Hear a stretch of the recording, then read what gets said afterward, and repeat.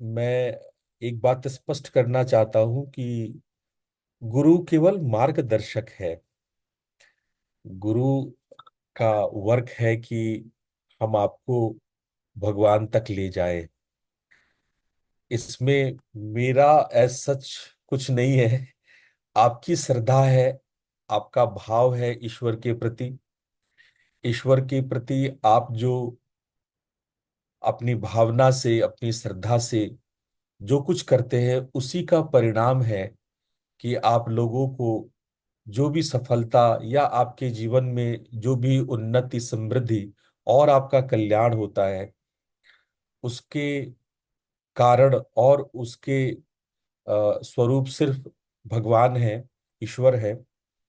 हम लोगों को उन पर आस्था करनी चाहिए, और आपकी आस्था दृढ़ हो, इसके लिए मैं कार्य करता रहूंगा। आपका विश्वास स्ट्रांग हो, इसके लिए मैं कार्य करता रहूंगा। तो मेरा इतना ही रोल है। तो आप ऐसा न समझे कि इसमें मेरी कोई रोल है। मेरा बस इतना ही रोल है आपकी उन्नति में, कि आपकी श्रद्धा में, आपके विश्वास में, आपके आस्था में, आपकी तैयारी में, आपकी पवित्रता में मैं कोई रोल अदा कर सकूं। अब प्रश्न ये होता है कि आगे हम लोग, इसके आगे का स्टेप क्या हो, कैसे हो, हम आगे कैसे तैयारी करें, कैसे आ, आगे फर्दर स्टेप क्या है, इसके बारे में मेरे मन में कुछ योजनाएं हैं। मैं आज उस पर आप लोग के साथ विचार विमर्श करूंगा। पर उससे पहले थोड़ा सा हम लोग शांति पाठ कर लें। आप लोग स्थिर शांत होकर के बैठ जाइए। Please sit in any comfortable meditative posture. Make your spine erect, head straight, and eyes gently close.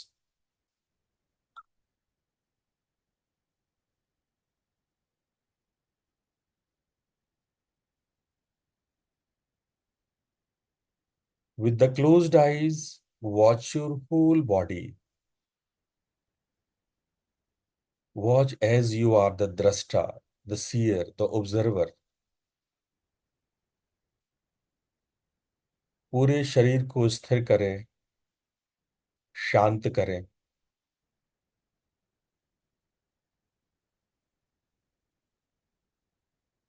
और एक दृष्टा की भांति स्वयं का अवलोकन करें।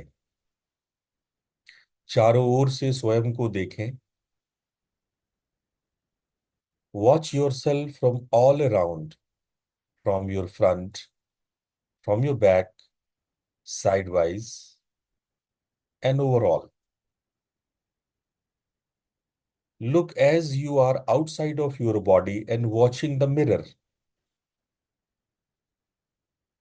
आप अपने आप को ऐसे देखें जैसे किसी दर्पण को देख रहे हो, और बाहर से अपने ही शरीर को देख रहे हैं। जितना दृष्टा भाव विकसित करेंगे, आप महसूस करेंगे आपके भीतर स्थिरता और शिथिलता व्याप्त होती जा रही है।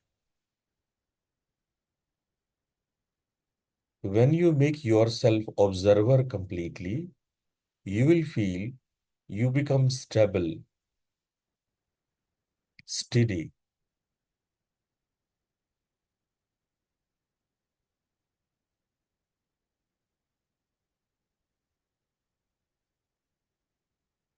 come in complete kaya stherium, without any movement in your body.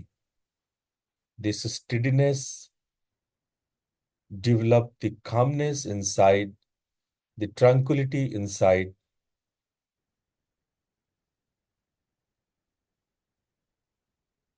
आपका शरीर बिल्कुल स्थिर होता जाएगा। आपकी स्थिरता आपके भीतर सामंजस्य, संतुलन और समत्व को उत्पन्न करेगा।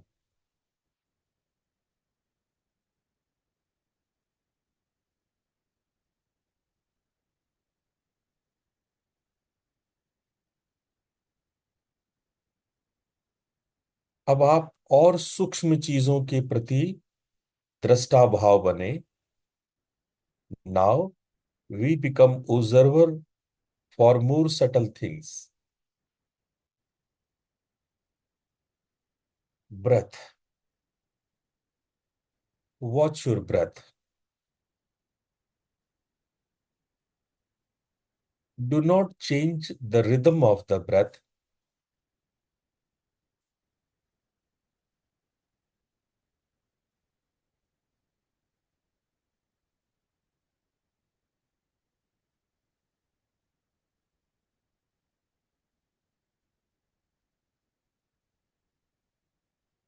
श्वास को दृष्टा भाव की तरह देखिए। उसके गति और रिदम को मत बदलिए। वो जैसा है प्राकृतिक रूप से वैसा ही रहने दीजिए।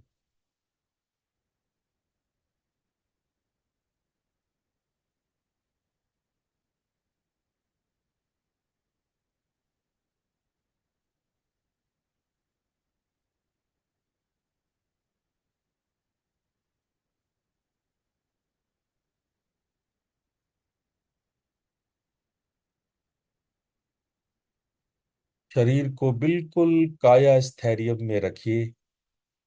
बिल्कुल स्थिर। बिल्कुल शांत। अब और सूक्ष्म चीजों को अनुभव करेंगे। Now we go more subtle and observe more subtle things. Become aware when you breathe in, your chest and abdomen expands. When you breathe out, it contracts. Do not do anything forcefully, willingly. Just let it be natural.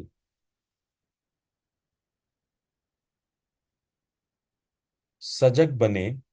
जब आप श्वास लेते हैं, आपका फेफड़ा और पेट फैलता है। जब श्वास छोड़ते हैं तो एक हल्का सा सिकुड़न होता है। बिल्कुल प्राकृतिक रूप से अनुभव करें।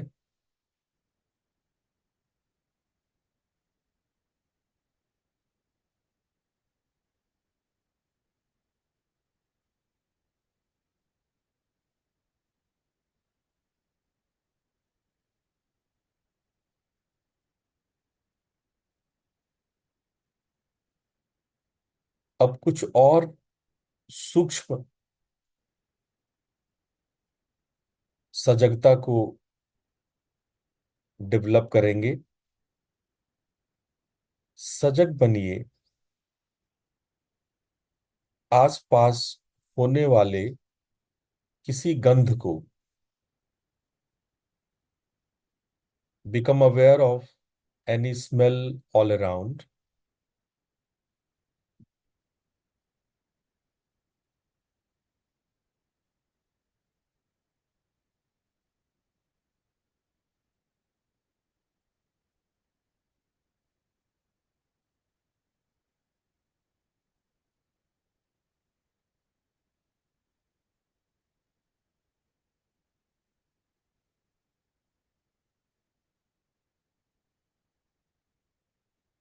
Become aware of your tongue and feel any taste in your mouth.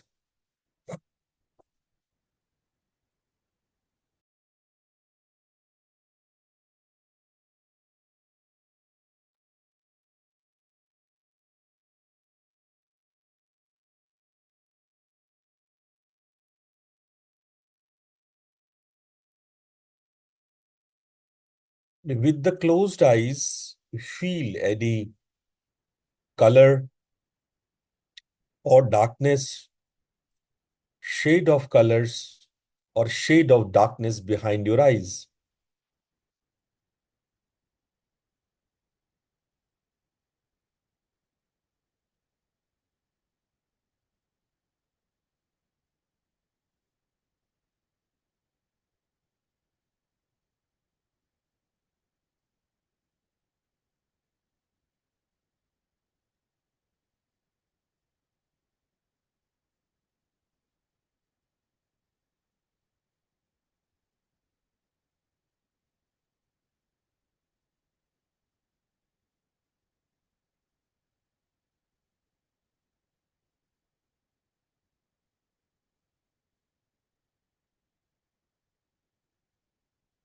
Now feel the touch you feel in your skin, either with your clothes or the air touches your skin.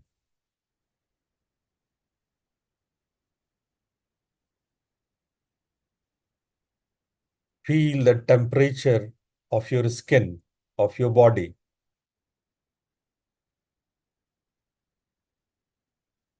Also feel the temperature to the inside your body.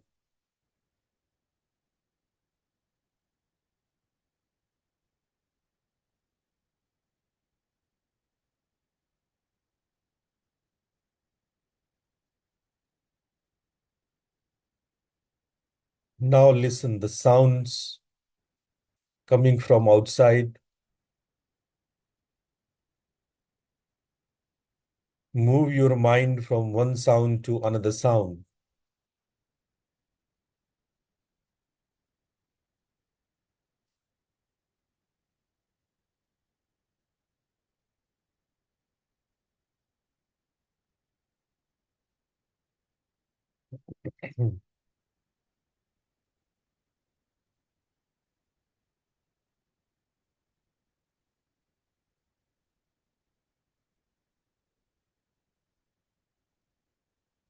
Now come to your mind. If you feel any thought is going on inside, become a drasta of your thought. Become an observer of your thought. If there is no thought, then watch the thoughtless state, the temporary thoughtless state of your mind.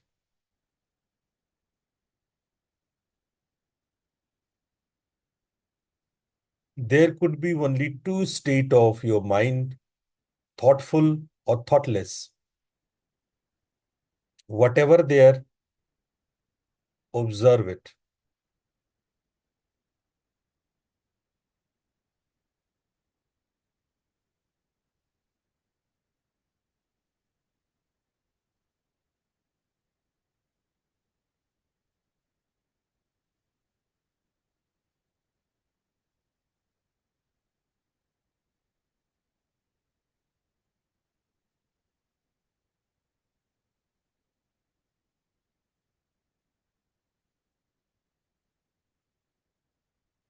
Now bring your awareness to your eyebrow center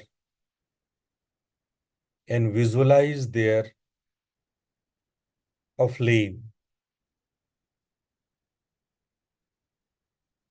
a divine golden flame.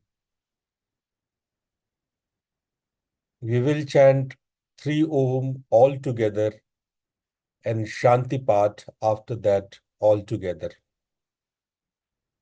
For Om chanting, take deep breath in. Om.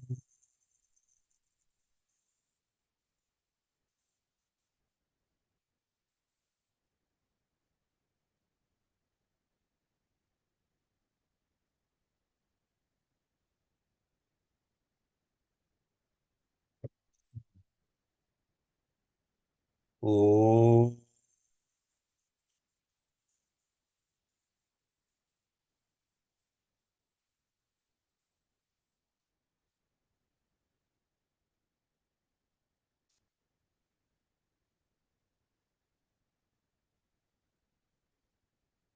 Om.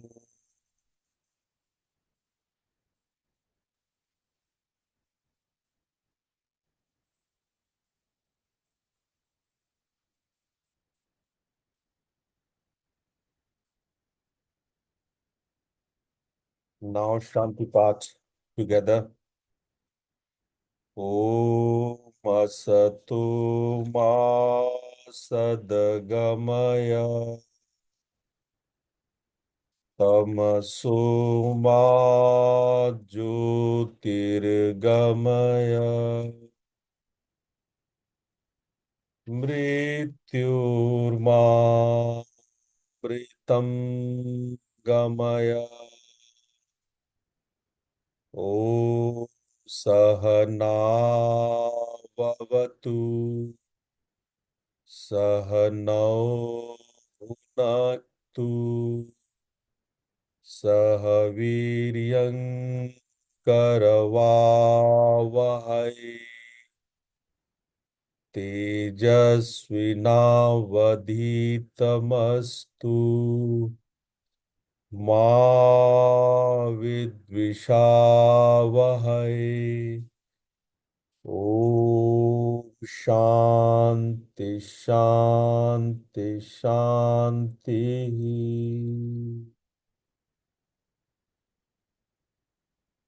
Now rub your palms and place your palms over your eyes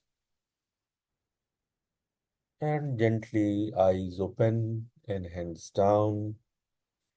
Once again, welcome to all of you for today's session. Before we started the 1 month of Navaratri pre preparations and Navaratri Karikram, the program,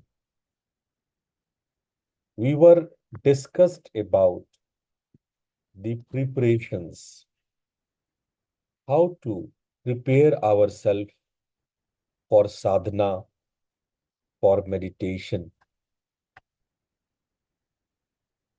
मैंने एक माह पूर्व जब हम लोग नवरात्रि की तैयारी का विचार कर रहे थे, तो मैंने आप लोगों को बताया था कि एक साधक कैसा होना चाहिए, वो कैसे साधना का अधिकारी बने और तैयारी करे। आप लोग को याद हो तो मैंने 3 बातें बताई थी कि कौन होता है साधना का अधिकारी, और उस संदर्भ में मैंने बताया था कि जिसके अंदर से अंतः प्रेरणा हो, मोटिवेशन फॉर साधना हो, जो पहली शर्त थी कि आप अधिकारी होने चाहिए। उस संबंध में मैंने स्वाध्याय के विषय में, ग्राह्यता के विषय में, शिष्यत्व के विषय में बताया था। दूसरा जो स्पेशल क्वालिफिकेशन मैंने बताया था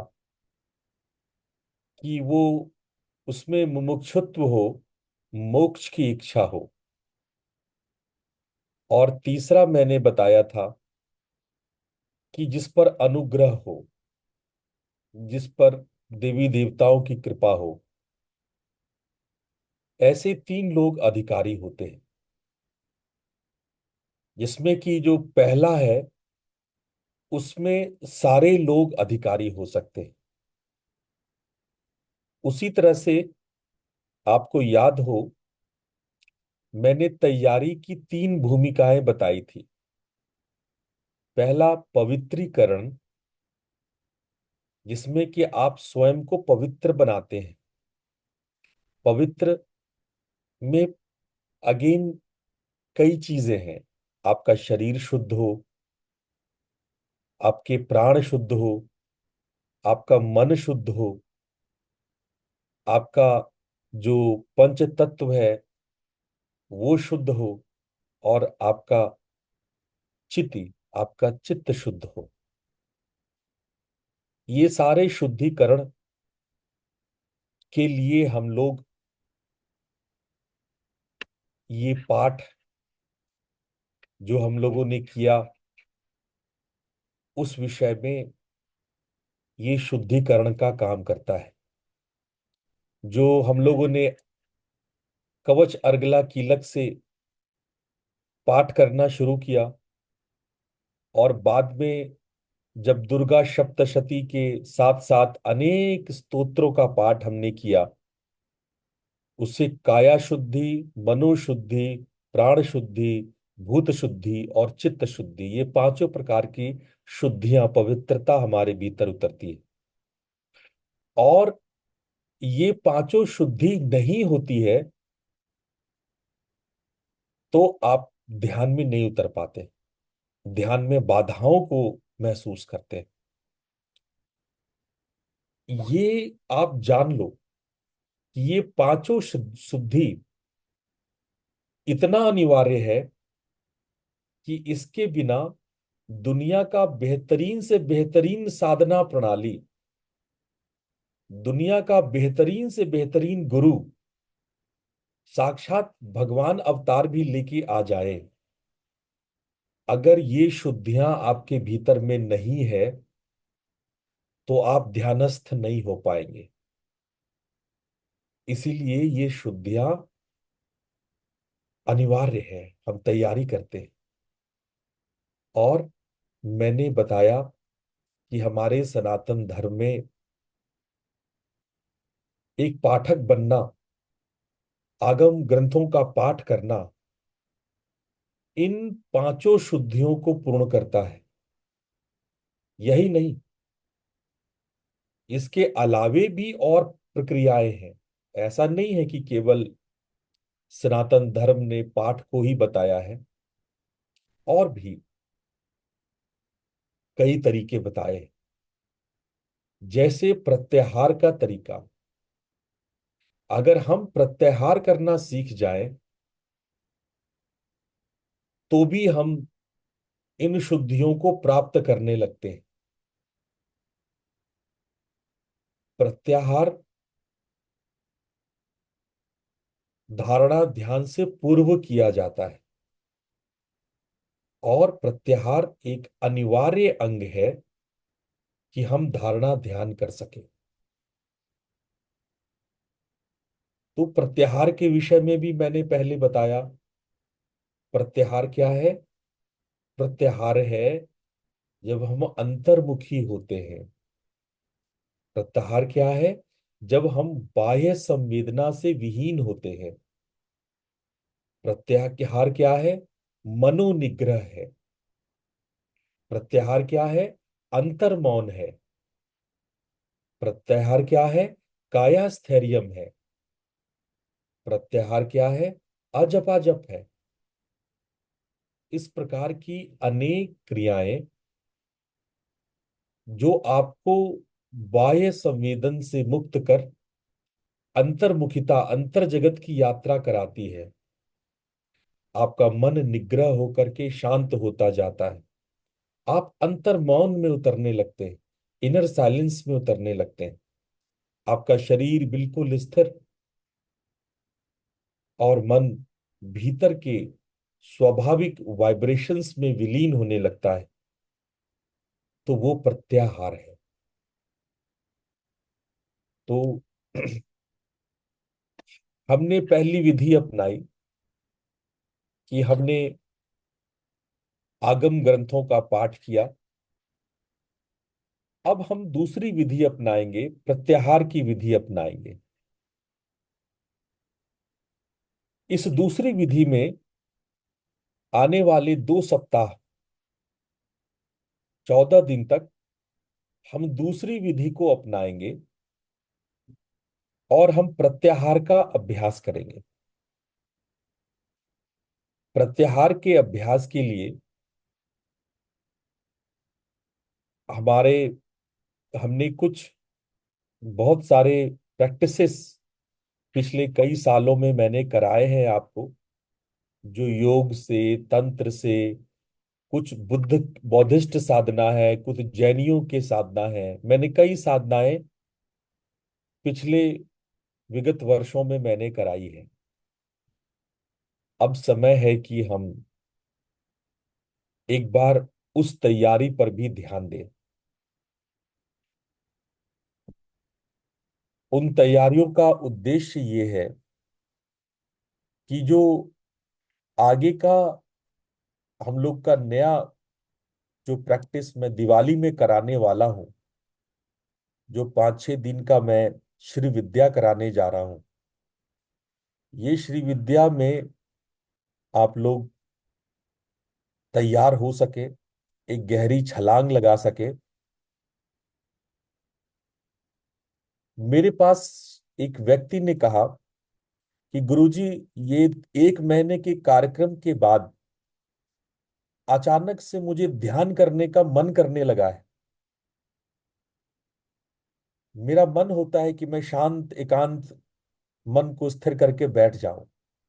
मैं कर पाऊं न कर पाऊं अलग बात है, लेकिन अब भीतर से इच्छा होने लगी है कि मैं ध्यानस्थ होऊं, और यदा कदा आंखें बंद करके बैठ भी जाता हूं। ऐसा संभव है जब आपके भीतर शुद्धता और पवित्रता प्रवेश करने लगती है, तो ऐसा संभव है कि आपका मन ऐसा कहे। आपका मन जो अनेक विचारों, घटनाओं, ऊहापोह से थक गया है, वो कई बार आपके भीतर, आपके अंतरात्मा को झकझोरता है कि 2 मिनट शांत क्षण बैठें, सब कुछ भूल करके एकाग्र होकर बैठें। तो इस शांत क्षणों की खोज आप महसूस करने लगे हैं। ऐसा नहीं है कि पहले खोज नहीं था, आप महसूस नहीं करते थे, उसका पता नहीं था आपको, पर अब पता लगने लगा है। जब आप पवित्र होते हैं, जैसे अगर की लहरें शांत हो जाए, स्थिर हो जाए, तो आपको नदी का तल दिखाई पड़ता है ना। उसी प्रकार जब आपका मन शांत होता है, तो भीतर की खोज का पता चलता है। आपका मन पवित्र होता है, शुद्ध होता है, तो भीतर आत्मा की आवाज सुनाई पड़ती है। तो इसी क्रम में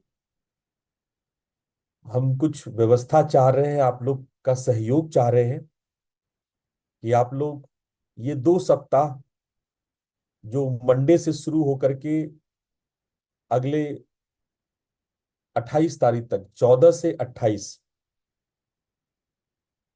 14 तारीख से 28 तारीख 2 सप्ताह है। तो इस 2 सप्ताह में यदि कुछ ध्यान के अभ्यास कर लिए जाए, कुछ प्रत्याहार के अभ्यास कर लिए जाए, तो इससे सभी का कल्याण होगा। तो मैं चाहता हूं कि उसी समय पे हो, पर उसमें आपकी वोटिंग इंपॉर्टेंट है। तो मैं प्रतीक जी से रिक्वेस्ट करूंगा कि वो सभी लोगों से वोटिंग कराए कि what time it should be done.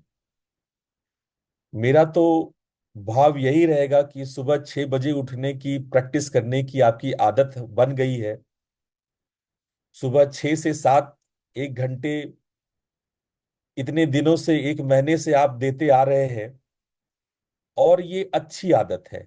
ब्रह्म मुहूर्त में उठना, सुबह सवेरे सूर्योदय के समय आपका ध्यान करना, ये बहुत उचित है, बहुत सात्विक है। तो मेरा तो पक्ष रहेगा कि आप इसी समय को चुने। पर यदि आपके भीतर कोई अन्य भाव है, कोई अन्य इच्छा है, कोई संध्या में चाहते हैं, कोई और टाइम में चाहते हैं, तो वो लोग मैं प्रतीक को रिक्वेस्ट करूंगा कि ऐसा कोई फॉर्म बनाएं और सबको भेजें, और सारे लोग अपनी अपनी बात रखें। और हम चाहते हैं कि ज्यादा से ज्यादा लोग उसमें जुड़े और इस तैयारी में अपना सहयोग दें। प्रतीक जी, आप हैं लाइन पे?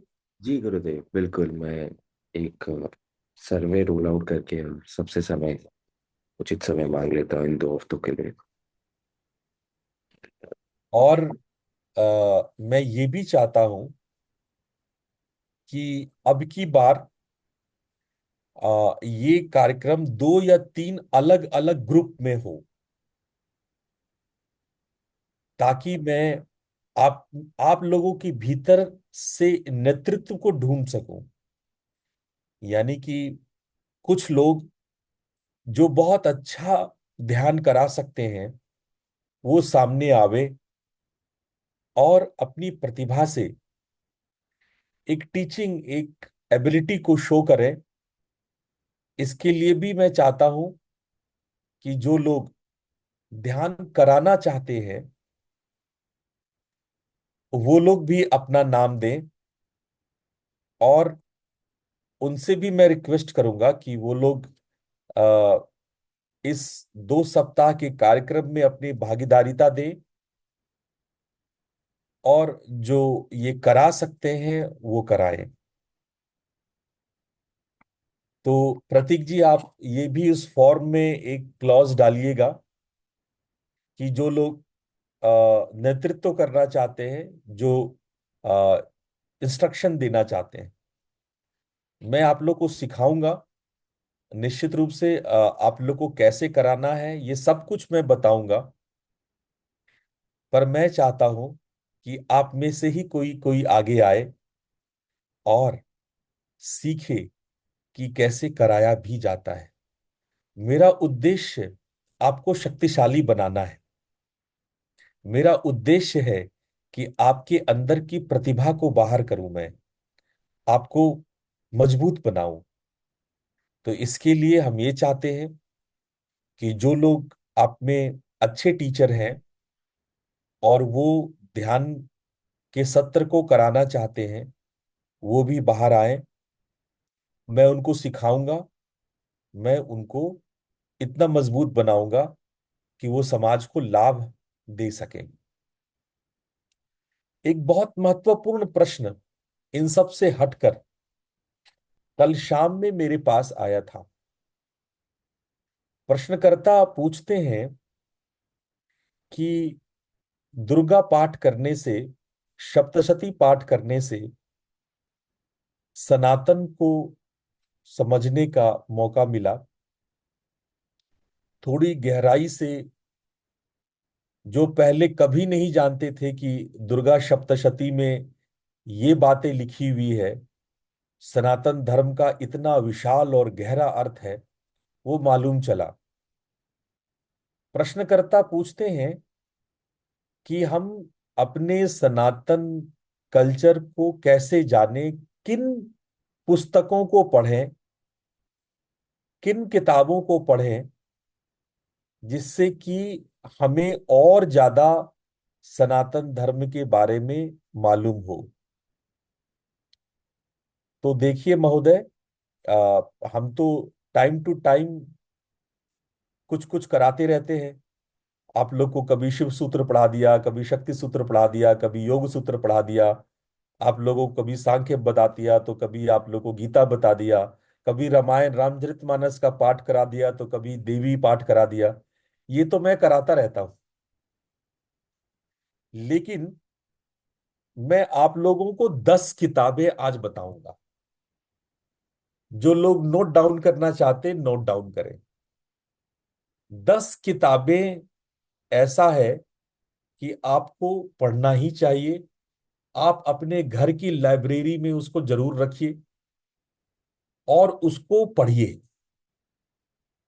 पिछले दिनों मैंने बहुत विरोध किया कि कोई मॉडर्न बुक के पीछे ना जाए, अपने आगम शास्त्रों को पढ़े।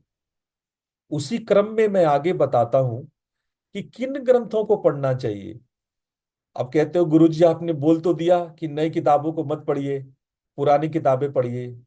पर पुराने किन किताबों को पढ़ा जाए, किसको माना जाए, कहां से शुरुआत किया जाए? From where we begin, from where we start. सबसे पहली चीज, एक आप संस्कृत हिंदी या संस्कृत इंग्लिश डिक्शनरी खरीद लीजिए। ठीक है, परचेज अ डिक्शनरी। और उसके लिए मैं आपको एक नाम देता हूं, डॉक्टर राजवल्ली पांडेय का लिखा हुआ हिंदू धर्म कोश। ये मेरा मन पसंद है। मैंने इस डिक्शनरी से बहुत कुछ जाना है। मैं फिर से नाम ले रहा हूं, जो लोग लिख सकते हैं लिख लें। प्रतीक जी आप टाइप करके उस पे डाल दें। ताकि सब लोगों को ये पता चल जाए। जी गुरु जी। लेखक का नाम है डॉक्टर राजवली पांडे, हिंदू धर्मकोश। ये आपको मिल जाएगा, आप तो थोड़ा प्रयास करेंगे, ये बुक आपको खोजने पर मिल जाएगा। लेकिन कोई भी डिक्शनरी चलेगा, अब ऐसा नहीं कह रहे कि यही डिक्शनरी चाहिए आपको, कोई और डिक्शनरी समझ में आता है तो वो आप जो खरीद सकते हैं।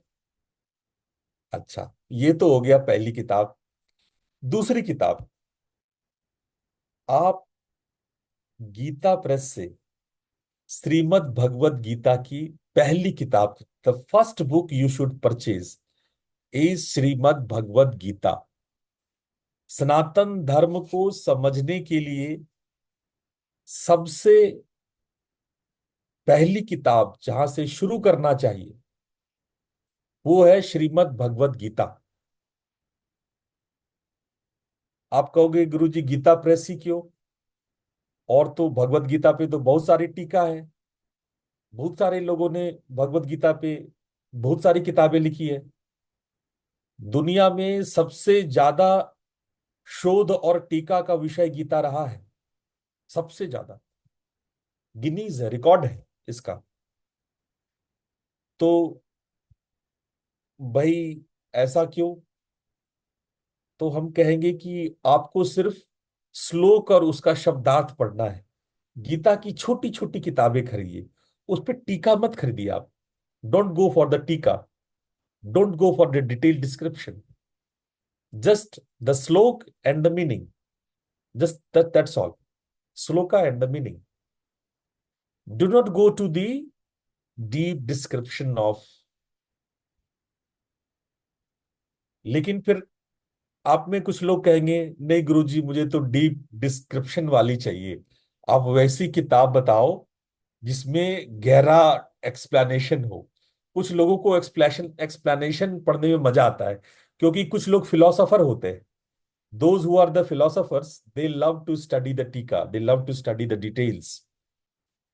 वैसे तो मैं कहूंगा केवल आप अर्थ को पढ़िए, वो आपके भीतर की वास्तविक फिलॉसफी को निर्मित करेगा। लेकिन फिर भी यदि आप हमसे पूछेंगे कि किसी दो अच्छे टीकाकार बताइए, तो मैं कहूंगा कि आदि गुरु शंकराचार्य का टीका आप पढ़िए,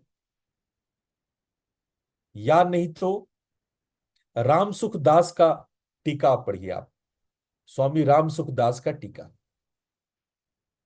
और ये दोनों ही गीता प्रेस में उपलब्ध है, दोनों ही गीता प्रेस में है, चाहे वो राम सुखदास का हो या आदि गुरु शंकराचार्य का हो। लेकिन ये मैं केवल उनके लिए कह रहा हूं जो फिलोसोफर्स हैं। सामान्य लोग, हम सब लोगों को केवल उसका शब्दार्थ पढ़ना चाहिए, शब्द और उसके अर्थ बस। तो ये आप पहली किताब जो कह ले कि जो अध्यात्म में आपका एंटर कराएगा वो श्रीमद् भगवत गीता है। अच्छा चलिए, आपने गीता पढ़ लिया, गीता में कर्म भक्ति ज्ञान ये सब पढ़ लिया। अब ज्ञान योग, कर्म योग, भक्ति योग, दैवी संपदा, आसुरी संपदा, स्वधर्म, क्षेत्र क्षेत्रज्ञ, क्षर अक्षर सब पढ़ लिया आपने, समझ लिया।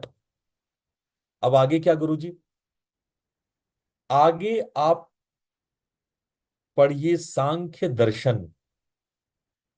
The next book is the Sankhya Darshan. दूसरा किताब आप समझिए, दूसरा जो सबसे पहला, और गीता में सांख्य दर्शन की बहुत बातें कही गई है, सांख्य दर्शन के बारे में बहुत बात कही गई है। तो दूसरी किताब जो आपने पढ़नी चाहिए वो पढ़िए सांख्य दर्शन। अब आप पूछोगे गुरुजी अब ये कौन सी किताब से पढ़ेंगे, है ना, which book, from which book Sankhya Darshan should be studied. There are so many books for this Sankhya Darshan, but there are two classical texts are there. First one is सांख्य कारिका, आप लिख लें, the name of book is सांख्य कारिका। ये दूसरी तीसरी शताब्दी में लिखी गई किताब है। The second century, written by the author name as Ishwar Krishna. The author name is Ishwar Krishna and the book name is Sankhya Karika. एक और क्लासिकल टेक्स्ट है, सांख्य तत्व कौमुदी। सांख्य तत्व कौमुदी एक और टेक्स्ट मिलता है, सांख्य तत्व कौमुदी। इसके राइटर कौन है? इसके राइटर है वाचस्पति मिश्र। इसके राइटर है वाचस्पति मिश्र। ये भी क्लासिकल है, 7वीं 8वीं शताब्दी में लिखी गई किताब है। अब कहोगे कि ये दिनों किताब गुरुजी मिलेंगे कहाँ? ये तो लाइब्रेरी खोजना पड़ेगा। ये किताब आपको मिलेंगे रामकृष्ण मठ का जो प्रकाशन आता है ना, आर के मिशन वालों का रामकृष्ण मठ के जो प्रकाशन होते हैं, उसमें आपको ये दोनों किताब सांख्य कारिका, सांख्य तत्व कौमुदी, भाषा भाष्य टीका सब मिल जाएगा। ठीक है। अब आते हैं हम लोग चौथी किताब पे। पहला किताब हमने डिक्शनरी लिया, गीता लिया, फिर सांख्य लिया। अब नेक्स्ट आता है अगला, फिर क्या गुरुजी? गीता सीख लिए, सांख्य समझ गए, गीता और सांख्य के बाद क्या? गीता और सांख्य के बाद आप समझिए योग दर्शन। द फोर्थ नंबर इज योग दर्शन। और योग दर्शन बताने की जरूरत नहीं है, द बेस्ट इज पतंजलि योग सूत्र। पतंजलि योग सूत्र को, जो तीसरी चौथी बीसी में लिखी गई किताब है, इस किताब को आप अगले टर्म में, नेक्स्ट जो फोर्थ नंबर आता है उसमें आप इस किताब को खरीदिए। अब योग दर्शन की तो देखो बहुत टिकाएं हैं, पर गीता प्रेस का पातंजल्य योग प्रदीप मुझे बहुत पसंद है। Personally I like this book, Patanjalya Yoga Pradeep. ये गीता प्रेस में है। जो लोग इंग्लिश में पढ़ना चाहते हैं, वो द साइंस ऑफ योगा करके आई के टामिनी का लिखा हुआ किताब है। आई के टामिनी का लिखा हुआ किताब है, द साइंस ऑफ योगा। मैंने उसको पढ़ा है और महसूस किया है कि इंग्लिश में ये बहुत अच्छी किताब है। चलिए, तो आपने भगवत गीता पढ़ लिया, सांख्य पढ़ लिया, योग पढ़ लिया। अब नेक्स्ट क्या? अब आते हैं थोड़ा गंभीर किताब में। अब आते हैं थोड़ा क्योंकि आप लोग को अब बेस क्लियर हो जाएगा, इतना पढ़ लेंगे ना तो आपका बेस स्ट्रांग हो जाएगा। अब आएंगे आप थोड़ी गंभीर स्टडीज में, और इसके लिए आपको आगे पढ़ना चाहिए वेदांत सार। वेदांत की किताबें, चाहे वेदांत सार पढ़े या दृग दृश्य विवेक, दो किताबें मैं बता रहा हूं। वैसे तो मैं ब्रह्म सूत्र कह सकता था, पर ब्रह्म सूत्र समझना बहुत कठिन है, और बहुत विशाल बुक है ब्रह्म सूत्र, बहुत बड़ी किताब, सैकड़ों की संख्या में उसमें सूत्र हैं। तो मैं ये तो नहीं कहूंगा कि ब्रह्म सूत्र, लेकिन हाँ, जो लोग करेजियस हैं, साहसी हैं, उनको 5वें नंबर पे ब्रह्म सूत्र रखना चाहिए। जो लोग हिम्मती हैं, साहसी हैं, वो ब्रह्म सूत्र पढ़ें। पर ब्रह्म सूत्र बहुत विशद और विशाल किताब है, सैकड़ों सूत्र हैं उसमें। इसके लिए मैं शॉर्ट में बता सकता हूं कि चलो, ब्रह्म सूत्र नहीं पढ़ो तो एक पतली सी किताब है, वेदांत सार। इसके लेखक है नृसिंह सरस्वती। वेदांत सार, इस किताब के लेखक है नृसिंह सरस्वती। ये पतली किताब है, ये आप पढ़ लोगे तो बहुत कुछ आपको ब्रह्मसूत्र का बेस समझ में आ जाएगा। आदि गुरु शंकराचार्य का लिखा हुआ एक किताब है, दृग दृश्य विवेक। दृग दृश्य विवेक, ये दो पतली पतली किताब है। दृग दृश्य विवेक, ये ये पढ़ लो आप। ये दो किताब पढ़ लो, फिर आपको ब्रह्मसूत्र जैसे विशाल ग्रंथ में। लेकिन हमारे जो फिलोसफी ब्रदर्स हैं वो थोड़ी ना मानेंगे। फिलोसफी वाले तो कूद जाएंगे ब्रह्मसूत्र में। और उनको पढ़ना भी चाहिए। जो फिलोसफर्स हैं उनको ब्रह्मसूत्र पढ़ना भी चाहिए। लेकिन सामान्य लोग यही दो पतली पतली किताब पढ़ ले, वेदांत सार पढ़ ले, दृग दृश्य विवेक पढ़ ले, और आनंद में वो सारे सनातन धर्म के मूल विषयों को समझ लेंगे। और बाकी हमारे दार्शनिक भाई बंधु वो ब्रह्मसूत्र पढ़े। अब आता है छठे नंबर पे, पांच किताबें तो मैंने बता दी देखो। हिंदू धर्म को श्रीमद् भगवद गीता, सांख्य दर्शन, योग दर्शन, ब्रह्मसूत्र, ये पांच मैंने बता दिया। अब छठा पे आता है। अब यहाँ पे आप स्पेशल हो गए हो, आप को योग वेदांत सबकी समझ बड़ी अच्छी हो गई है। अब आप सनातन धर्म को अच्छे से पकड़ में आपके आ गया है। अब इसको और बेहतर बनाने के लिए, इसको और बेस्ट बनाने के लिए मैं एक और गीता आपको बता रहा हूं। उसका नाम है अष्टावक्र गीता। अष्टावक्र गीता, ये ऐसी किताब है, इतना दिव्य किताब है, इसके बारे में मैं जितनी प्रशंसा करूं उतनी कम है। लेकिन ये किताब आपको बिना ये पांचों जो पहले मैंने बता दिया उसको पढ़े बिना समझ में नहीं आएगा। अगर आपने दृग दृश्य विवेक नहीं पढ़ा, आपने वेदांत सार नहीं पढ़ा, यदि आपने योग दर्शन नहीं पढ़ा है, जब आपने सांख्य तत्व कौमुदी नहीं पढ़ा है, सांख्य कारिका नहीं पढ़ा है, श्रीमद् भगवद गीता नहीं पढ़ा, तो आप नहीं समझ सकते। मैं चैलेंज करता हूं, आप अष्टावक्र नहीं समझ सकते। इसलिए ये सब किताब जब आप पढ़ लो, समझ लो, तब आता है अष्टावक्र गीता। और इसका जो सबसे सरल भाष्य है, कठिन से कठिन भाष्य है इसका। इस किताब को ऐसे ऐसे लोगों ने लिखा है जिससे कि आपकी दिमाग घूम जाएगा, अच्छे अच्छे विद्वान का दिमाग घूम जाएगा।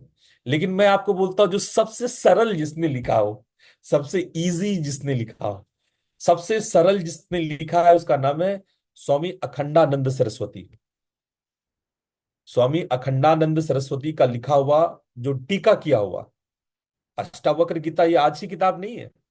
ये राजा जनक के जमाने में, अष्टावक्र के जमाने में अष्टावक्र की किताब है। ये हजारों साल पुरानी किताब है। तो ये भगवत गीता से भी पुरानी है, श्री कृष्ण के भगवत गीता से भी पुरानी किताब है अष्टावक्र गीता। तो जब सब, गुरुदेव, एक प्रश्न था कि हाँ, सांख्य दर्शन में हमें क्या चीज का ज्ञान प्राप्त होगा?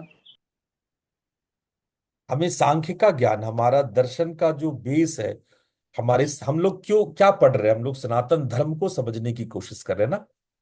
तो सनातन धर्म को समझने के लिए जो सबसे मूल दर्शन है सनातन का, सबसे प्रथम दर्शन है, सबसे पहला दर्शन है, वो सांख्य दर्शन है। अगर आप सनातन धर्म समझना चाहते हो तो बिना सांख्य के नहीं समझ सकते। सांख्य बेस है सभी का, सबसे प्राचीन दर्शन है, सबसे प्राचीन दर्शन। बाद में न्याय वैशेषिक ये सब तो बाद में आए। सबसे प्राचीन दर्शन जो आपकी है वो सांख्य है। और जब आप सांख्य समझ जाएंगे तो आपको गीता भी और अच्छे से समझ में आएगा, योग भी बहुत अच्छे से समझ में आएगा। बिना सांख्य समझे ना प्रॉपरली गीता समझ में आएगा, ना प्रॉपरली योग समझ में आएगा। योग दर्शन भी बिना सांख्य के नहीं समझा जा सकता है। इसीलिए सांख्य तो समझना होगा। अगर आप सनातन धर्म को समझना चाहते हो तो सांख्य दर्शन समझना पड़ेगा। अच्छा, अष्टावक्र गीता आपने ये किताब पढ़ लिया तो आप समझो कि आप सनातन के ऐसे महान विभूति बन गए कि आप किसी से भी शास्त्रार्थ कर लो, किसी को हरा दो, कोई विद्वान आपके सामने टिक नहीं पाएगा। ये किताब इतना महान किताब है कि इसको समझ लेने के बाद आपसे कोई टिक नहीं पाएगा। उसके बाद हमें जो 6 दर्शन हमारे हैं, सांख्य, योग, न्याय, वैशेषिक, मीमांसा और वेदांत, ये 6 दर्शन है। इस 6 दर्शन के बारे में थोड़ा थोड़ा हम लोग को समझना चाहिए। इसके लिए किताब आती है षड दर्शन समन्वय। आप 7वीं किताब में लिखो षड दर्शन समन्वय। अब न्याय पर आप किताब पढ़ोगे तो फिर आप बहुत ज्यादा डीप में चले जाओगे। वैशेषिक को अलग से पढ़ोगे तो न्याय और वैशेषिक को और मीमांसा और वेदांत को अलग अलग से पढ़ने की आवश्यकता नहीं है। आप षड दर्शन समन्वय पढ़ लो, या कोई भी जो दर्शन फिलॉसफी की ग्रेजुएशन में जो किताब पढ़ाई जाती है, भारतीय दर्शन बोल करके, आप देखोगे कि बाजार में आपको जो हमारे कॉलेजों में जो बीए फिलॉसफी से करते हैं, बैचलर करते हैं फिलॉसफी से, वो एक किताब पढ़ते हैं भारतीय दर्शन। उसके राइटर है चक्रधर शर्मा, सीडी शर्मा, चक्रधर शर्मा। उनकी भारतीय दर्शन पर लिखी हुई किताब है भारतीय दर्शन, चक्रधर शर्मा। ये किताब खरीद लो। इसमें आपको षड दर्शन, सभी दर्शन का समन्वय आपको मिल जाएगा। ठीक है। अब आते हैं अंतिम 3 किताब। तो उस सब को पढ़ लेने के बाद, सारे दर्शन गीता पढ़, 2 प्रकार का गीता, सारे दर्शन सब पढ़ लिए। उसके बाद आप आइए उपनिषद। उपनिषद तो देखो सैकड़ों की संख्या में। कुछ लोग इसको 350 बताते हैं, कुछ लोग इसको 1008 बताते हैं, कुछ लोग 108 बताते हैं। तो सैकड़ों की संख्या में उपनिषद है। लेकिन उन उपनिषदों में मैं आप लोगों को 3 उपनिषद बताता हूं जो पहले ही पढ़ना चाहिए, या उतना भी आपने ढंग से पढ़ लिया तो वो बहुत पर्याप्त है। पहला उपनिषद है ईशावास्योपनिषद। पहला उपनिषद आप पढ़ें ईशावास्योपनिषद। दूसरा उपनिषद पढ़ें आप कठोपनिषद। और तीसरा उपनिषद पढ़ें आप मांडुक्योपनिषद। ईश, कठ और मांडुक्य, ये 3 उपनिषद आप पढ़ लो। ईश, कठ और मांडुक्य, ये 3 उपनिषद यदि आपने पढ़ लिया तो आपको उपनिषदों का जिस्ट समझ में आ जाएगा, उसका सार समझ में आ जाएगा। वैसे तो उपनिषद मैंने बताया कि बहुत सारे हैं, पर उसमें भी ईशादी 9 उपनिषद जिस पर शंकर ने भाष्य लिखा है, उसको बहुत प्रमाणिक माना जाता है। तो गीता प्रेस में आपको ईशादी 9 उपनिषद करके 9 उपनिषदों का एक पुस्तक मिल जाएगा, तो वो आप ले सकते हो। इन सब में मैं शंकर भाष्य को बहुत प्रधानता देता हूं कि अगर आपको किसी का भाष्य पढ़ना है तो आप शंकर भाष्य पढ़ें। तो ये 10 किताब आज मैं आप लोगों के सामने खोल रहा हूं। ये 10 किताब ने मेरे जिंदगी को बदल दिया। मैंने भी अपनी शुरुआती जिंदगी में यही 10 किताब पढ़े थे, और इस 10 किताब ने मेरी आंखें खोल दी, मेरी अंतर्चक्षु खोल दी थी। तो अगर आप लोग को सनातन के प्रति समझ डेवलप करना है तो ये 10 किताब मैंने बताया आपको, इसको खरीद लीजिए। इसका समय समय पर इसका स्वाध्याय करते रहिए, समय समय पर। और यदि कहीं भी अटकोगे तो मैं हूं, मैं बताऊंगा। मैंने जिंदगी भर इन विषयों को पढ़ाया है। तो जहीं जहां कहीं भी आप अटकेंगे, जिस भी सूत्र श्लोक जहां भी आप अटकेंगे, तो वहां पर मैं आप लोगों को इसके आगे जो भी होगा मैं बताऊंगा। मैं समय समय पर इन दर्शनों को आप लोग के सामने रखता भी रहता हूँ, पढ़ाता भी रहता हूँ। मौका मिलता है तो मैं इन सारी बातों को आपको बताता भी रहता हूँ। और इन 10 किताब के बाद आता है तंत्र के ग्रंथ। मैं अभी आप लोग को तंत्र के ग्रंथ के बारे में तो कुछ बताया ही नहीं। ये तो वैदिक ग्रंथ है।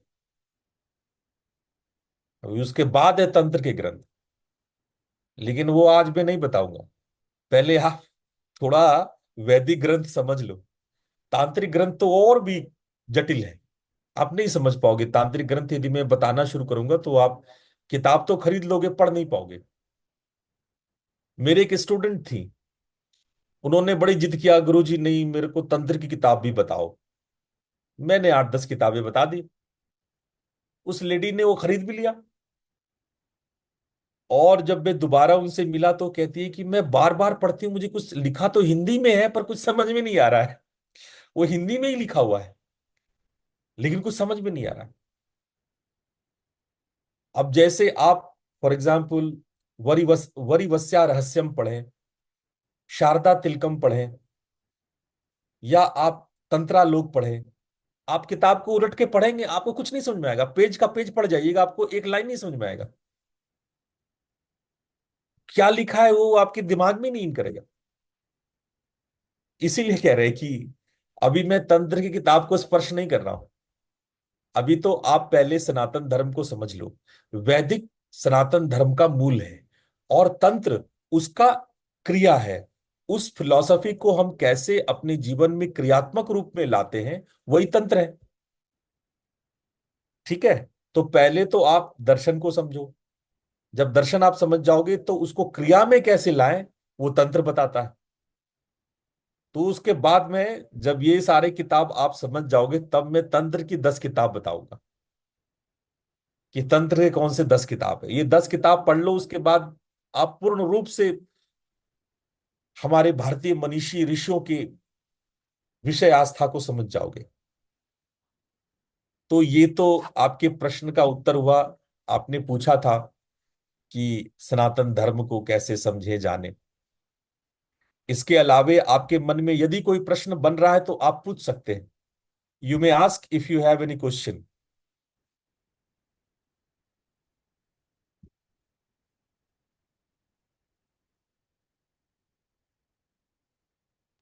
गुरुदेव, एक प्रश्न था।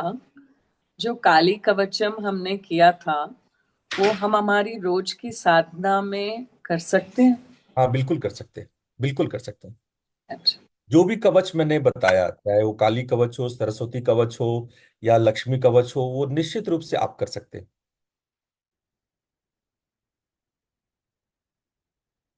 और कोई प्रश्न? गुरुजी, मेरा प्रश्न है। प्रणाम गुरुजी। प्रणाम। मतलब मेरे को ये है कि मैं पढ़ता तो हूँ पर समझ तो कुछ आता नहीं है, दिमाग में घुसती नहीं है चीजें। तो केवल पढ़ने से हो जाएगा? नहीं, इसीलिए तो मैं बैठा हूं, इसीलिए तो जीवित गुरु की जरूरत होती है। सब जी लोग जी किताब जी। पढ़ के ही विद्वान हो जाते तो हम जैसे गुरुओं की जरूरत क्या थी। ठीक है गुरुजी। इसीलिए बहुत गुरु सारी की। किताबें लेकर आया हुआ हूँ मैं, पर वो ये पढ़ने बैठता हूँ फिर नहीं समझ में आती, फिर बोर हो जाते हैं तो फिर वो चलता नहीं आगे। इसीलिए कहते हैं, इसीलिए गुरुओं की जरूरत पड़ती है। वरना किताबें हैं, सब लोग पढ़ के विद्वान हो जाता, लेकिन हम लोगों को किताब पढ़ना आता नहीं है। अच्छा ये बताओ कि अब तक आप दुर्गा सप्तशती पढ़ते थे, कभी सोचे थे दुर्गा सप्तशती ऐसे पढ़ी जाती है, उसका ये अर्थ है? नहीं। नहीं नहीं सोचा था गुरुजी। ना, नहीं सोचा था ना। तो इसीलिए गुरु की जरूरत पड़ती है। गुरु इसके गुड़ अर्थ को बताते हैं। गुरु उसको बताते हैं कैसे पढ़ा जाए, क्या छंद होता है, किस राग में पढ़ी जाती है, कैसे पाठ होता है, उसका अर्थ कैसे निकालते हैं। और अभी भी मैं बता रहा हूं कि जितना दुर्गा सप्तशती आपने पढ़ा है, मैंने केवल 10% आपको बताया है। 90% मैंने अभी दुर्गा सप्तशती का बताया ही नहीं है, केवल 10% बताया है। अभी और उसमें गहराई है, और उसमें बहुत सारी चीज है। तो जब मैं और उसके तंत्र को खोलूंगा तो आप हैरान रह जाओगे कि ये कैसा ग्रंथ, किसने बनाया ये महान ग्रंथ। तो अभी तो मैंने केवल 10% बताया है, क्योंकि अभी आप तंत्र के पक्ष को नहीं समझते हो। तंत्र से अभी आप अनभिज्ञ हो।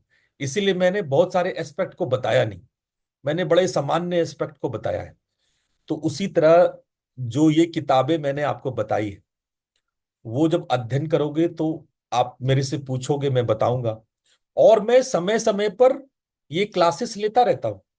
अगर आप मेरे क्लास को अटेंड करोगे तो मैंने शिव सूत्र पढ़ाया है, मैंने शक्ति सूत्र बताया है, मैंने योग सूत्र पढ़ाया है, मैंने सांख्य सूत्र पढ़ाया है। मैं पढ़ाता रहता हूँ। मैं बीच बीच में समय ले लेकर के इन विषयों पर बोलता रहता हूँ, जी गुरु जी। ताकि आप लोग इसको पढ़ो, हमारे सनातन कल्चर धर्म से जुड़ो और इसके मूल तत्व को समझो। हाँ राजीव जी पूछें। प्रणाम गुरु जी। प्रणाम। गुरु जी, अपना नवरात्रि का सत्र की सारी साधना बहुत ही सुंदर थी और बहुत ही अच्छा भी लगा। नई नई चीजें जानी। और जैसे अभी आपने बताया कि ये सारा प्रोसेस ऑफ प्योरिफिकेशन है, अपने हमारे तत्व हैं, चाहे हमारे प्राण हैं, सभी चीजें धीरे धीरे शुद्ध होती हैं। तो ये शुद्धता बनी रहे। हम हर दिन शायद इतना ना कर पाए, तो अगर आप कुछ ऐसी एक सभी जैसे बीमारियों का एक इलाज होता है, पानासी बोलते हैं, और ऐसा कुछ बता दे तो हम लोग उसी का पाठ लगातार करते रहेंगे। देखो, दो तरह के शिष्य होते हैं, या तीन तरह के कह लो। जब आप शिष्य बनते हो और गुरु से मार्गदर्शन चाहते हो, तो पहले गुरु आपको तैयारी कराते हैं और उसके बाद वो दीक्षित करते हैं। पहले ये तैयारी 12-12 साल तक कराई जाती थी। 12 साल की तैयारी के बाद दीक्षा मिलती थी। ये अनिवार्य था, ये सनातन रूल था। 12 साल में, क्योंकि पूरी बॉडी चेंज हो जाती है, पूरी बॉडी का सेलुलर चेंजेस, सेल पूरे स्तर पे बदल जाता है। तो पहले था, पर अब चूंकि वैसी भारत में व्यवस्था नहीं है, इसलिए अब हम जो गुरु हैं वो दीक्षा जल्दी कर देते हैं। जो आप लोग का दीक्षा का मंत्र है, जो आप लोग को दीक्षा में जो साधना बताई गई है, वो साधना सर्वोत्तम और सर्वश्रेष्ठ है। केवल उसको कर लेने मात्र से किसी भी क्रिया की आवश्यकता नहीं है। तो फिर आप पूछोगे गुरुजी फिर आप ये सब करा क्यों रहे हैं? जब जब उसकी जरूरत नहीं है तो गुरुजी आप ये करा क्यों रहे हैं? सवाल फिर ये उठता है। हम करा इसलिए रहे हैं कि आप उस योग्य बने, क्योंकि ये 12 साल का टाइम तो आपने मुझे दिया नहीं तैयारी की। आप सबने जिद किया कि गुरुजी दीक्षित कीजिए, सर्वश्रेष्ठ मंत्र दीजिए, वो एक ऐसा मंत्र जिसको मैं सुबह शाम जपूं और अपना कल्याण कर लूं। आपने जिद किया, मैंने दे दिया, पर आपने वो महान मंत्र तो ले लिया, लेकिन आपकी तैयारी नहीं थी, आपका प्रिपरेशन नहीं था। आप न सनातन धर्म को समझे थे, न जाने थे, ना आपने कोई शुद्ध शुद्ध होने की कोई प्रक्रिया फॉलो की थी। इसलिए मुझे आपको सनातन धर्म भी पढ़ाना पड़ रहा है, आपको शुद्धिकरण की पवित्रीकरण की क्रिया भी करानी पड़ रही है साथ साथ। ये मेरी मजबूरी है कि मैं साथ साथ करा रहा हूं, वरना जो नाद विद्या मैंने आपको दी है वो आपके लिए पर्याप्त है।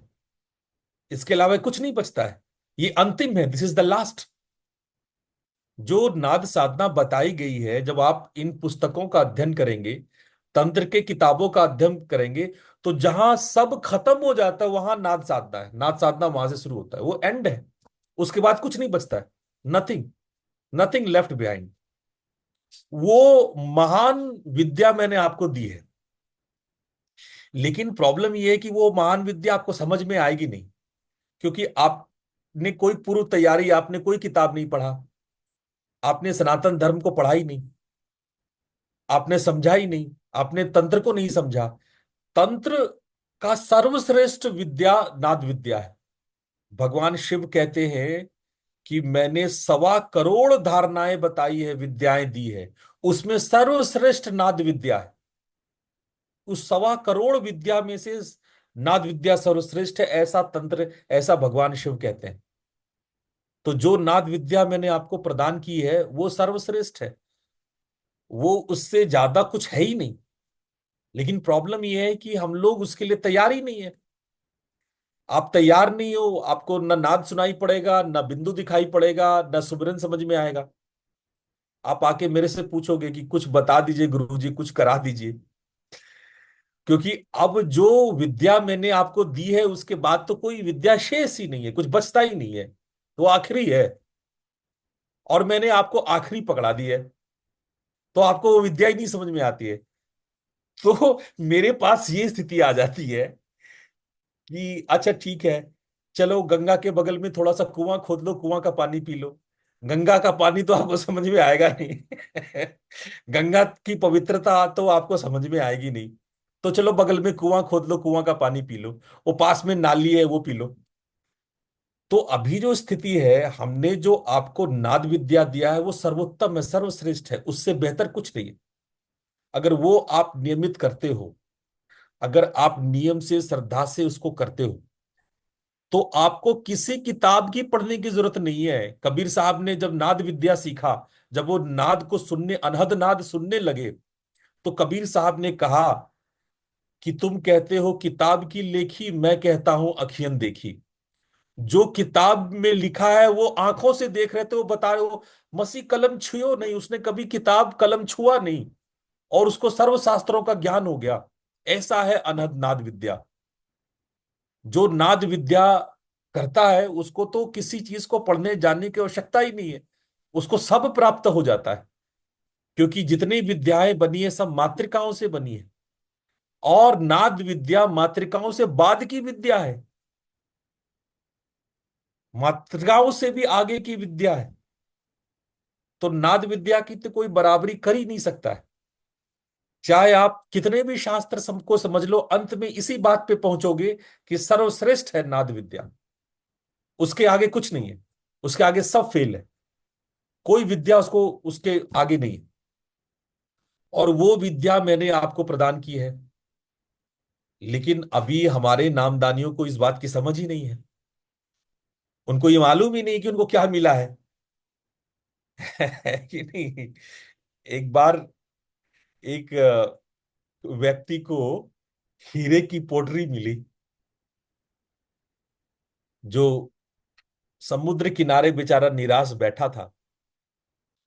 तो उसको लगा ये कंकड़ पत्थर है, और बैठा हुआ था समुद्र किनारे, समुद्र में उसको वो हीरे को, जो बहुमूल्य हीरा था, वो सब वो समुद्र में फेंकता रहा। जैसे लोगों की आदत होती है ना, जैसे समुद्र किनारे बैठ गए, नदी किनारे बैठ गए, पत्थर फेंक रहे हैं नदी में। उसी टाइप से बैठ गए, और उसके अगल बगल इतने सारे हीरे जवाहरात, अमूल्य बहुमूल्य दिव्य रत्न थे, वो उठा उठा के फेंकता रहा। और एक दिन सुबह हुई, मतलब जब रात भर निराशा, चिंता, अवसाद से बीता हुआ रात, जब सुबह हुआ, सूर्य की रोशनी पड़ी, तो वो हीरे जगमगा गए बिल्कुल, उसमें से रोशनी, प्रखर रोशनी निकल, मणि माणिक के थे वो, उसमें से रोशनी प्रकट होने लगी। तो जब वो उस पत्थर को उठा के फेंक रहा था, वो आखिरी हीरा था, वो लास्ट हीरा था, और वो चमकने लगा। तो चमकने लगा तो उसको ख्याल आ रहा है कि नीचे जो फैला हुआ पोटरी था उसमें हीरे रखे हुए थे, और मैंने सारा फेंक दिया समुद्र में, और उसके पास वो आखिरी हीरा बचा हुआ था। वो सूर्य की रोशनी से चमक गया, वरना वो भी नहीं चमकता, उसको भी फेंक ही देता वो आखिरी हीरा उसके हाथ में पड़ गया। और उसको ख्याल आया कि अरे ये मैंने क्या कर दिया, मैंने जिस दुख दरिद्रता, जिस अवसाद निराशा चिंता में मैंने पूरी रात रो रो के बिताई, सारे हीरे फेंक दिया मैंने। वो अंतिम हीरा मेरे हाथ में है, उसको बड़ा दुख हुआ। लेकिन चलो, उसको एक अंतिम हीरा मिल तो गया, एक अंतिम, एक लास्ट मिल गया। ऐसा ना हो कि आप लोग का पूरा जीवन चला जाए और वो हीरा भी ना मिले आपको। इसीलिए मैं आप लोग को बार बार याद दिला रहा हूं, गुरु का कर्तव्य कर रहा हूं, सुबह की रोशनी फेंक रहा हूं आप पे, जान जाओ, होश में आ जाओ। नाद विद्या सर्वोत्तम विद्या है, जो आपको दीक्षित हुआ है, उसको जान लेने के बाद कुछ जानना बाकी नहीं बचता है, उसको कर लेने के बाद कुछ करना बाकी नहीं बचता है। तो अगर वो आप रेगुलर करते हो, उस पर आपका रेगुलर प्रैक्टिस होता है, तो फिर तो कहने की कोई बात ही नहीं है। हमको इतना सुनाने, इतना सारा बुक बताने का, इतना सारा जो मेरा आप मेहनत है बचा लोगे। हम तो इतना योग सूत्र पढ़ा रहे हैं, शिव सूत्र पढ़ा रहे हैं, हमको जरूरत ही नहीं है पढ़ाने की। ये इतना सारा जो हम बोल रहे हैं, मेरी जरूरत ही खत्म हो जाएगी अगर आप नाद साधना करने लगोगे। आप नाद साधना नहीं करते हो, इसीलिए हमको भांति भांति से समझाना पड़ता है, भांति भांति से हमको उदाहरण देना पड़ता है, भांति भांति से शास्त्रों को बोलना पड़ता है। लेकिन अगर आप वो मूल धन को पकड़ लिया आपने, तो फिर आप माला माल हो। और मैं नहीं, तो अगर आप नहीं समझे हो तो मैं इसी प्रकार से बार बार प्रयास करूंगा। कभी दशहरा मनाऊंगा, कभी दिवाली मनाऊंगा, सरस्वती पूजा मनाऊंगा, चैत्र नवरात्र मनाऊंगा, शिवरात्रि मनाऊंगा। मैं भांति भांति से प्रयास करूंगा कि आपको होश में आ जाए, आप जो आखिरी हीरा बचा है आपके हाथ में, वो आपके समझ में आ जाए। मैं भांति भांति से प्रयास करूंगा। लेकिन हाँ, जिस दिन आपने वो पकड़ लिया, जिस दिन आपको वो समझ में आ गया कि आपको क्या मिला है, गुरु ने आपको क्या दिया है, क्या विद्या आपको पकड़ाई है, जिस दिन ये बात आपको पकड़ में आ गई, उस दिन समझ लीजिए कि जो बचा हुआ हीरा है, उससे आप जो है ऐश्वर्य को प्राप्त करेंगे। तो मैं तो यही कहूंगा शर्मा जी कि जो आपका दीक्षा मंत्र है, जो सुमिरन है, जो आपका भजन है, जो आपका बिंदु ध्यान है, उसको आप नियमित करें। और अगर आप उसको नियम से करते हैं, तो आपके भीतर में वो सारी चीजें जो आप लैक करते हैं, वो मूल बचा रह जाएगा। और वो भजन छूट गया, वो ध्यान छूट गया, वो सुमरन छूट गया, तो फिर सब छूट जाएगा। उसको नहीं छोड़ना। वो आपका बहुमूल्य हीरा है। उसको आप जो है वो बहुमूल्य अमूलक रतन को, है ना, पायो जी मैंने नाम रतन धन पायो, सत की नाव खेवटी है सतगुरु भव सागर तर पायो। वस्तु अमोलक दी मेरे सतगुरु, वस्तु अमोलक दी मेरे सतगुरु। आपको बहुत अमोलक वस्तु दिया जा रहा है, उसको बड़े संभाल के रखिए। न चोर लूट सकता है, न राजा छीन सकता, न चोर लूटा है, ना राजा उसको छीन सकता है। दिन दिन बढ़त समायो। और जब जब साधना करोगे वो बढ़ता चला जाएगा, वो नाम धन जो है आपका बढ़ता चला जाएगा। तो ऐसा मीराबाई बोलती है, मीराबाई कहती हैं कि ये जो बहुमूल्य नाद की साधना है, वो आप करते रहो। तो ये आप करते रहोगे, तो आप कहीं नहीं बिखरोगे, कहीं नहीं भटकोगे, कहीं इधर उधर नहीं जाओगे। अगर ये नाद साधना आपने पकड़ा रहा, तो आप सनातन को अच्छी तरह से समझ पाओगे। वैसे भी मैं एक अंतिम बात आपसे कहता हूं, सनातन शब्द का अर्थ क्या है? सनातन शब्द का अर्थ क्या है? जो हमेशा हो, बराबर हो, लगातार चले। जो सनातन हो, सनातन मतलब हमेशा चलता रहे, always moving on, going on, non stop, from no end no start, always moving. और वो क्या है? वो है नाद। अरे सांस भी रुक जाती है आपकी, आप, लेकिन नाद नहीं रुकता कभी। नाद अनवरत है, अनहद है, अनाहत है। नाद ही सनातन है। अगर कुछ सनातन है इस जगत में, तो वो सिर्फ और सिर्फ नाद है।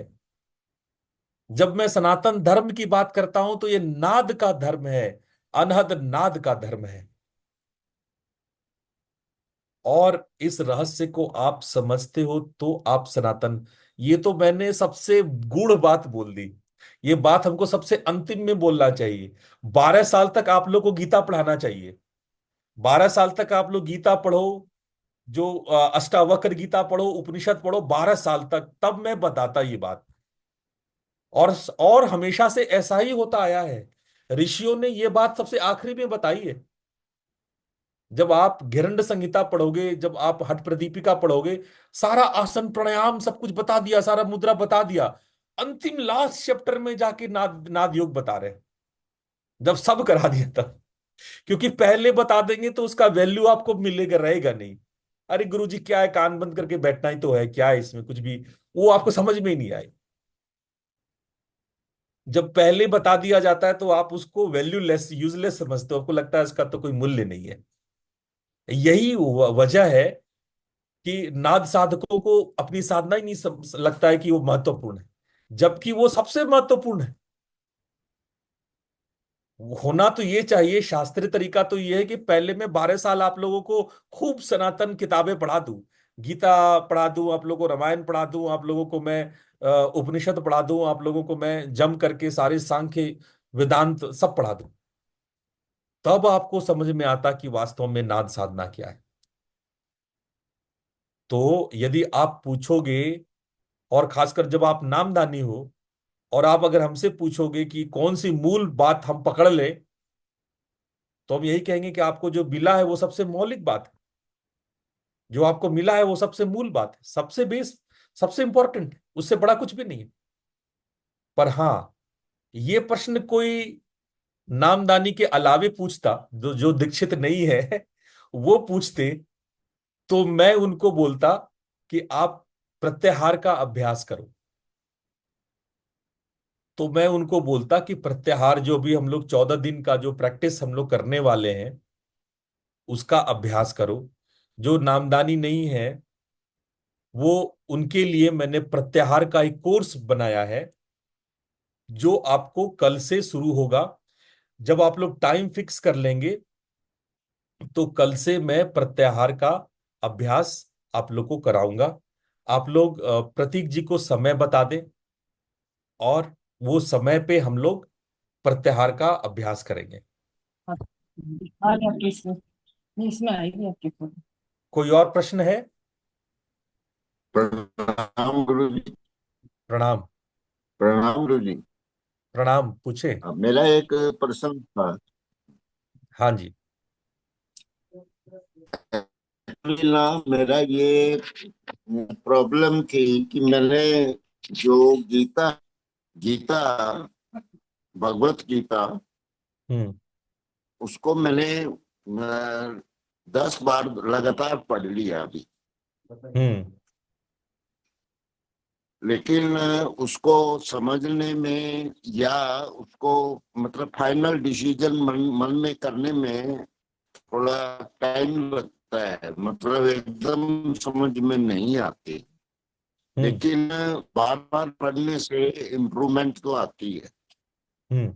मेरा एक, जैसे कहीं कहीं पर मतलब कंफ्यूजन हो जाता है, जैसे 7वें चैप्टर के 20वें श्लोक में हम्म। कृष्ण महाराज जी ने ये कहा है कि बस मेरी शरणागत हो जाओ और किसी की जरूरत नहीं है। यानी उन्होंने देवताओं की पूजा के लिए भी नेगेटिव विचार दिया है उसमें। तो ये मेरे को समझ नहीं आया कि भाई देवताओं की पूजा करने में मतलब उनके हिसाब से तो ये है कि आप स्वर्ग लोक तक जा सकते हो। तो समझ नहीं आई बात। फिर उन्होंने उसमें एग्जाम्पल भी लिखा हुआ है कि कृष्ण ने खुद वृंदावन में मना किया था इंद्र की पूजा के लिए, और उन्होंने ये गोवर्धन पर्वत जो उठाया तो उसका उसने उन्होंने रेफर किया है। देखिए, तो ये, हाँ जी। मैं समझ गया आपका प्रश्न। हाँ जी। देखिए, इसका उत्तर हम समझते हैं। हाँ जी। जो 7वें और 8वें अध्याय में हाँ कृष्ण जी। भगवान अपनी विभूतियों को जब बताते हैं, उसको बहुत समझने जैसा है। जैसे सर्वधर्मान परित्यज्य मामेकम शरणम व्रज, सभी धर्मों को छोड़कर तुम मेरे शरण में आ जाओ, अहम तुम हाँ सर्व जी। पापेभ्यो मोक्षयिष्यामि मां शुचि। ये 18वें अध्याय में है। देखिए, जब माम शब्द है, ये माम शब्द का अर्थ क्या है? जब आप शंकराचार्य के भाष्य को पढ़ेंगे तो शंकराचार्य के भाष्य में आपको मालूम होगा कि ये जो माम शब्द है वो स्वयं के लिए है, कि जब आप सभी धर्मों को छोड़ करके जो बाहरी धर्म है, स्वधर्म में स्वयं में आप उतर आओ, आप अपने में उतर आओ, अपने आत्मा के शरण में आ जाओ, स्वयं के शरण में आ जाओ। जब कृष्ण विभूतियां बताते हैं कि मैं योगियों में कपिल हूं, मैं पहाड़ों में मेरू। मेरू हूं, तो जब वो इन विभूतियों को जब वो बता रहे हैं तो वो स्वयं की खुद के, मतलब यहाँ भगवान कृष्ण ने हर व्यक्ति के खुद के आत्मा के जो सबसे ऊंची अभिव्यक्ति है, जो श्रेष्ठ अभिव्यक्ति है, उसके बारे में वो बता रहे होते हैं कि आपकी ही आत्मा कितनी श्रेष्ठ हो सकती है, वो मेरी हो सकती है, वो कपिल हो सकते हैं। ये तो भाष्यकार के ऊपर निर्भर करता है कि वो माम शब्द को श्री कृष्ण बना दें। जो भक्ति योगी है, आप रामानुजम पढ़ेंगे, आप इस्कॉन वाली प्रभु पाद की किताबें पढ़ेंगे, और जो कृष्ण भक्तों की किताब पढ़ेंगे तो उसमें वो माम शब्द का अर्थ कृष्ण से लेते हैं। मूल्य इस बात का है कि इस पूरे शास्त्र का उद्देश्य क्या है। इस शास्त्र का उद्देश्य है आत्मा का, आत्मा की श्रेष्ठता जताना और आत्मा और परमात्मा में विलीन होने का रास्ता बताना। और ये विलीन होने का रास्ता बताते वक्त भगवान कृष्ण कह रहे हैं कि आत्मा कई मामलों में कई उत्तम तरीके से श्रेष्ठ हो सकता है यदि आप स्वयं के शरण में आते हैं, यदि आप आत्मा की शरण में आते हैं, आप स्वधर्म, अपने धर्म को अपनाते हैं। स्वधर्म क्या है, आत्मा का धर्म क्या है, वो आपको 18वें अध्याय के आसुरी और दैवीय लक्षणों में मिलता है। उन्होंने क्षेत्र क्षेत्रज्ञ की बात करी, क्षर अक्षर और पुरुषोत्तम की बात 14वें 15वें अध्याय में भगवान ने की। जब ये इन बातों को रख रहे हैं तो आपको जिस्ट में ये बात समझ में आ रही होगी कि बात सिर्फ भगवान कृष्ण की नहीं है, बहुत गहरे में वो जीवात्मा, आत्मा और परमात्मा, ये तीन जो बेसिक दर्शन है हमारे, उसकी बातें की जा रही है। जीवात्मा जो बद्ध है, जो माया और बंधनों से बद्ध है। आत्मा जिनका हमें पता नहीं है और उसको जान लेने के बाद हमें परमात्मा का ज्ञान होने लगता है। यही मूल रहस्य है गीता में, जो हमें समझना है। जो विविध संसार है, जब परमात्मा अपने आप को विविध रूपों में उत्पन्न करते हैं, परमात्मा ही दुर्योधन बनते हैं, परमात्मा ही भीष्म पितामह बनते हैं, परमात्मा ही कृपाचार्य बनते हैं, परमात्मा ही अन्य सैनिक दल बनते हैं। आत्मा तो सबकी वही है, समान है। आत्मा तो सबके भीतर में है। कृष्ण कह रहे थे कि ये कब नहीं थे, ये हमेशा से थे। और आगे ये भी कहते हैं कि ध्यान से देखो, ये सब मारे जा चुके हैं, दे आर ऑलरेडी किल्ड। ये विविधता में अगर आप फंसोगे, परमात्मा के मैनिफेस्टेड फॉर्म में आप जाओगे, तो वहां पे संशय घेरेगा आपको। जब परमात्मा के अखंड रूप में जाओगे, तब आपको परमात्मा का विस्तार पता लगेगा। लेकिन उस अखंड परमात्मा के उस अखंड रूप में हम क्यों नहीं जा पाते? जब हम अपने छोटी छोटी लालसाओं के लिए देवी देवता की पूजा करते हैं, हम अपनी छोटी छोटी लालसाओं के लिए देवी देवताओं को पूजा करते हैं, तब हम उस विविधता को और बढ़ा देते हैं। जहां हमें विविधता से अखंडता में आनी थी, वहीं हम विविधता में फंसते चले जाते हैं। और उसी बात को श्री कृष्ण ने वहां पे कहा है कि आप अन्य देवी देवताओं को छोड़ें। वहां देवी देवताओं का अर्थ वास्तव में वही देवी देवता नहीं है जो इंद्र की बात आपने, भले किसी टीका में ऐसा कहा गया हो, लेकिन कहीं वो गीता में इंद्र का विरोध नहीं करते, कहीं वो सूर्य का विरोध नहीं करते, कहीं वो पवन का विरोध नहीं करते। ये तो मौलिक तत्व है। इनसे आप विविध भी हो सकते हो, इससे आप अखंड भी हो सकते हो। ये तो माध्यम है, इनका तो अपना अस्तित्व ही नहीं। तो इनके बारे में भगवान बोल करके क्यों अपने ही बात को गलत साबित करेंगे? इनके विरोध में भगवान बोलेंगे भी क्यों बोलेंगे? अच्छा आप ही बताओ, इंद्र की, वरुण की, सूर्य की नियुक्ति कौन करता है? कौन उनको नियुक्त करता है? अगर हम बिल्कुल सगुणवादी जो पुराणों की बात कर रहे हैं, इनकी नियुक्ति भी तो भगवान ही करते हैं, है ना? इनकी नियुक्ति भी तो नारायण ही करते हैं। तो नारायण अपनी नियुक्ति के प्रति प्रश्न क्यों करेंगे? बात ये नहीं है। जिस नारायण ने इंद्र को रखा है वही नारायण बोलेंगे कि इंद्र की पूजा मत करो? नहीं, हम लोगों ने तथ्य को नहीं समझा।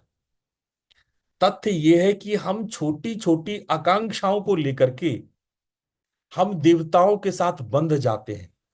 हम अपनी इस विविध जो माया रूप में हम फैल रहे हैं, जो हम और ज्यादा फैलते जा रहे हैं, उस विस्तार को रोक करके अंदरूनी विस्तार की ओर जाना, बाहरी फैलाव को रोक करके अंदरूनी ब्रह्म के फैलाव में उतरना, ये सिखाया गया है। और उसी का माध्यम बनते हैं श्री कृष्ण। वही स्वधर्म है, श्री कृष्ण ही स्वधर्म है। जब हम अपने स्वधर्म के माध्यम से आत्मा के विस्तार में उतरते हैं, हम लोग विविध संसार के माध्यम से नहीं उतरते हैं। बात आ रही है समझ में प्रोफेसर साहब? तो ये चर्चा और विस्तृत हो जाएगा। मैं गीता पर फिर से एक लेक्चर सीरीज शुरू करूंगा। जो लोग गीता पढ़ना, समझना, जानना चाहते हैं, मैं जल्दी ही कोई सीरीज शुरू करूंगा गीता की। और आप लोग के ये सारे प्रश्न को गहराई से समझाने की कोशिश करूंगा। आप ये जान लें कि श्री कृष्ण कोई शरीर नहीं है। जो लोग श्री कृष्ण को शरीर मान के सगुणवादी लोग पूजा करते हैं, उनके मन में ऐसे शंका होना, ऐसे संदेह का होना स्वाभाविक है। लेकिन अगर आप गूढ़ अर्थों में इनको देखेंगे, तब श्री कृष्ण भगवान के वास्तविकता को आप समझ पाएंगे। वो परमात्मा है, वो पुरुषोत्तम है। लेकिन पुरुषोत्तम को समझने के लिए अगर हम उनको शरीर के रूप में परिभाषित करने लगेंगे, उनको एक कल्ट के रूप में परिभाषित करने लगेंगे, तो हम विकृत हो जाएंगे। तो हम ना श्री कृष्ण को समझ पाएंगे, ना महाकाली को समझ पाएंगे। ना महाकाली कोई शरीर है, ना श्री कृष्ण कोई शरीर है। इसको समझना होगा। इसको समझने के लिए हमें इन शास्त्रों के गहरे अर्थों में, इसीलिए प्रोफेसर साहब मैं आपको कहता हूं कि आप आदि गुरु शंकराचार्य का भाष्य पढ़ें गीता का। आदि गुरु शंकराचार्य के भाष्य को पढ़ें तो आपको इन बातों के गहरे अर्थ आपको समझ में आएगा। पर ये चर्चा हम लोग गीता में करेंगे। और रही बात देवी देवताओं की, तो मैं फिर बता दूं आपको, मैं जो आप लोगों को देवी देवताओं की पूजा कराता हूं, गूढ़ में मैं आपको आत्मा परमात्मा की साधना बताता हूं। मैंने क्या बताया? महाकाली के बारे में इच्छा रूपा, महालक्ष्मी के बारे में क्या बताया? क्रिया रूपा, मां सरस्वती के बारे में बताया, क्या बताया? ज्ञान रूपा। अब बताओ, इच्छा, ज्ञान और क्रिया ये आपसे अलग है? क्या आपकी आत्मा से ये अलग हो सकती है? नहीं हो सकती। ये आपके आत्मा की ही विभूतियां हैं। क्या भगवान कृष्ण ने इच्छा, ज्ञान और क्रिया, भक्ति योग, कर्म योग और ज्ञान योग के बारे में नहीं बताया? उन्हीं की बातों को दूसरे तरीके से कहा गया है। मैं तो कहता हूं कि गीता और सप्तशती में कोई अंतर नहीं है। दोनों 700 श्लोक के हैं। दोनों में कोई मौलिक मतभेद नहीं है। ये मतभेद हमारी आंखें करती है जब हम भगवान को हाथ पैर वाला इंसान समझ लेते हैं। हमको लगता है कि ये भगवान कोई हाथ पैर वाला इंसान है।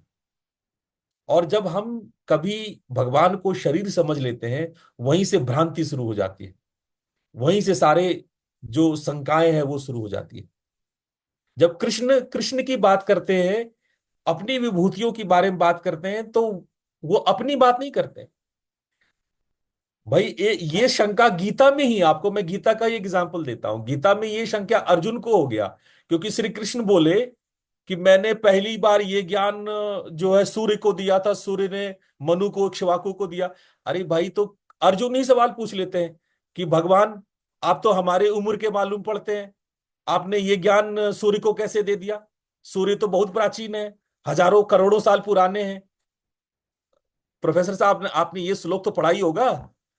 भाई, अर्जुन पूछ लेता है कि आप तो हमारी उम्र के मालूम पड़ते हैं, आपने ये ज्ञान कैसे दे दिया? सूर्य को कैसे दे दिया ये ज्ञान?